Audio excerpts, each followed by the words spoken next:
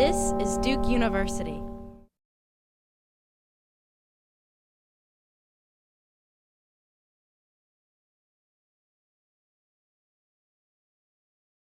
Impact investing is a new term for a practice that has been around for a very long time. The idea of impact investing is that you invest for two outcomes instead of just one. You invest for financial return, which every investor does, but you also invest to have social impact as a result of your investment.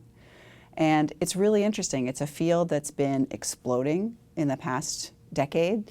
And it's in the news every day. In fact, today, there was a piece in the New York Times about CalPERS, which is the largest U.S. pension fund that manages $300 billion, saying that they are going to change the way that they invest some of their money to look at the impact of their money on the environment, on social factors, and on corporate governance, because I think it's important to long-term value. The impact investing market has been growing significantly over the past few years. And it's really interesting to see the diversity of institutions that are interested in impact investing. Financial institutions like BlackRock, which is the largest asset manager in the world, has just created a new division on impact investing. Banks like JPMorgan, institutions like Morgan Stanley, US Trust, DeutscheBank, all of them building or expanding units, creating new products, and trying to meet their customer demand. What's also exciting is you see governments looking at this as a tool. The US government, for example, has an institution called OPIC, which does its impact debt investing all around the world. They have never lost a dollar, and they've actually paid the US Treasury for the past 30 years. We also see it in foundations. There was another piece in the New York Times a little while ago about the Gates Foundation that just made a $50 million impact investment into a vaccine company. So a lot of different institutions saying, hey, this is a way that we can actually scale solutions to social problems. In terms of the size of the impact investment market, I like to divide it into two parts. So the first part is the public part of the market.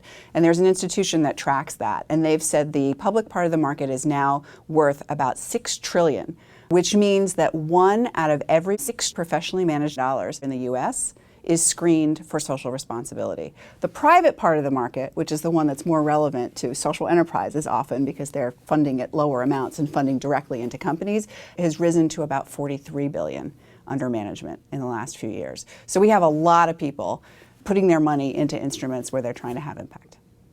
So the increased demand for impact investing is coming from some interesting demographic trends.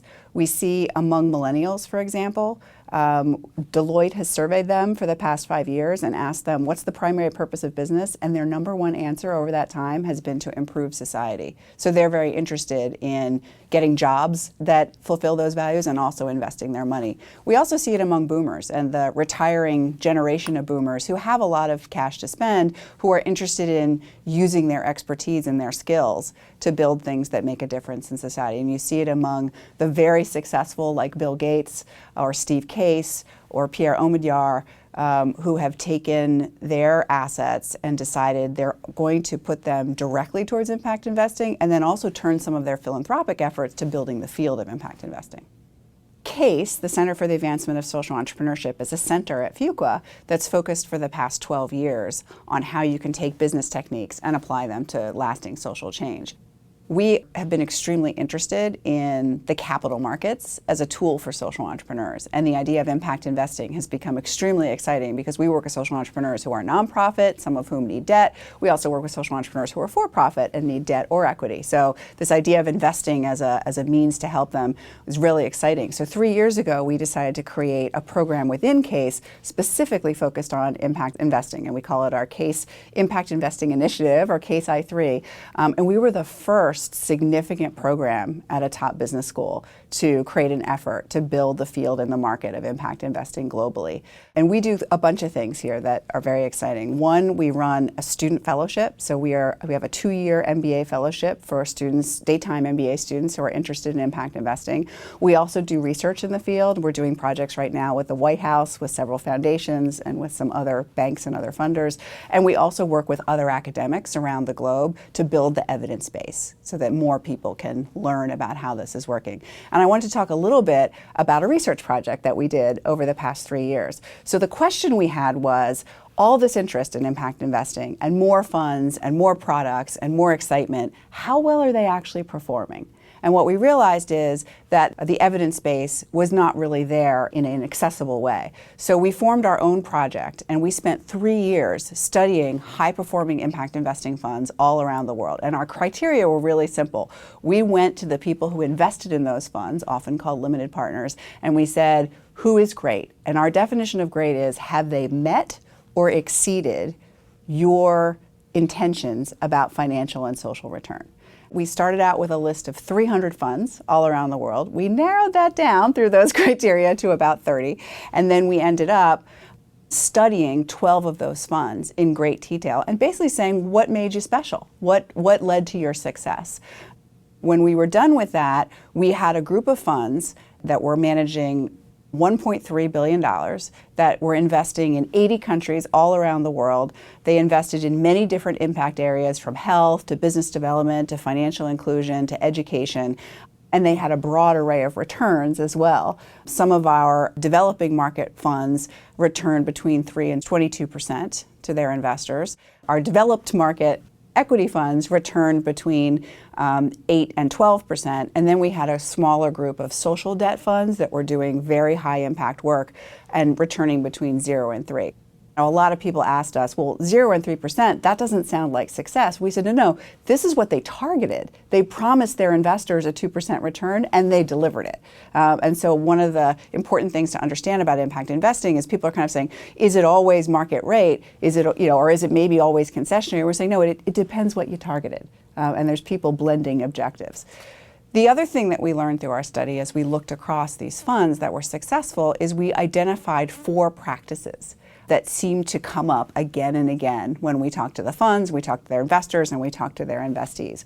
One of them is how they actually define themselves, and we called this impact DNA, that from the very beginning, they built their mission into the investment thesis of the fund, to the point where it wasn't an add-on, it was actually why they were going to make money. So to give you an example, there's a fund in the study called Elevar Equity, which is a fund that operates in Latin America and Asia, and they invest in disenfranchised populations who don't have access to financial services or health care and sometimes housing. And they go into those markets and they find very specific services that are going to work for those populations, and then they scale them up. And they use all the tools. The people that run this fund were from the microfinance industry, and they understand scale.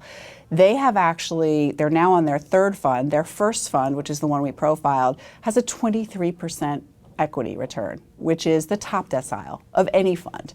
So really, really interesting. And they built their mission in from the very first step.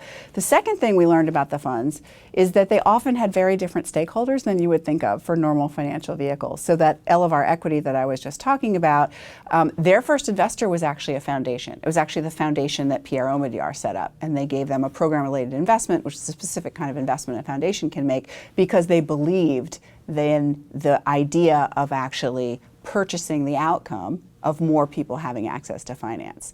And so you see impact investors doing this, identifying different stakeholders who care about outcomes, who cares about education, who cares about energy access, who cares about financial inclusion, and reaching those people and getting them engaged as the actual investors in the funds. The third thing that we found, which is even more interesting, is how they engaged with those stakeholders.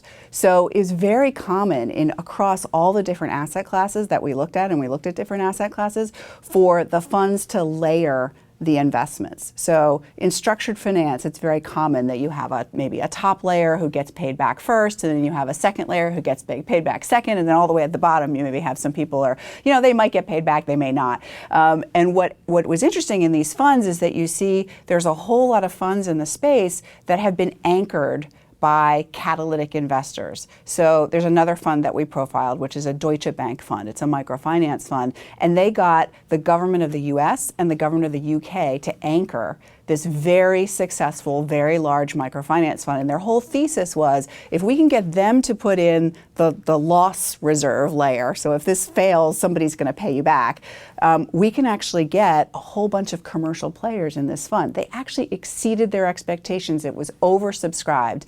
And their goal was to show that if that succeeded, they could do a next fund that didn't have a loss layer, to show that the risk really wasn't there, and they did that. So a very successful fund. Nearly every layer got back their return. There was one layer in the middle that didn't get back their full return, and we interviewed them and we said, what did you feel about that? And they said this was a total win for us because we were engaged in something that was important to us. It was mostly corporations, and they wanted the value of saying that they were investing in other countries in microfinance. So it was a win.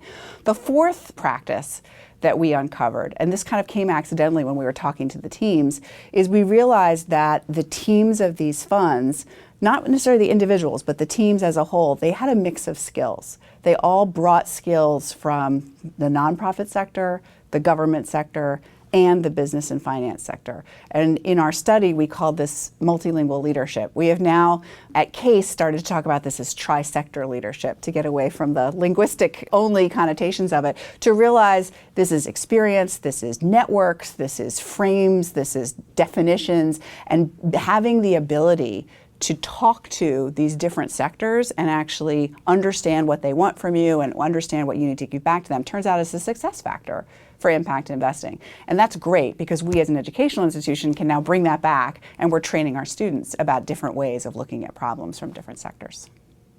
What's interesting about impact investing is a lot of people think it's really only something that really rich people can do. And it is true that to invest in many funds, you have to be what's called an accredited investor. An accredited investor is a designation that the IRS has created for someone who has a certain income or a certain net worth.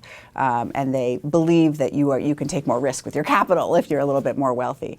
But what's been interesting is a bunch of funds have stepped into the marketplace and saying, we want to actually make this available to everyone. We want to democratize impact investing. A lot of times they talk about it as making retail products.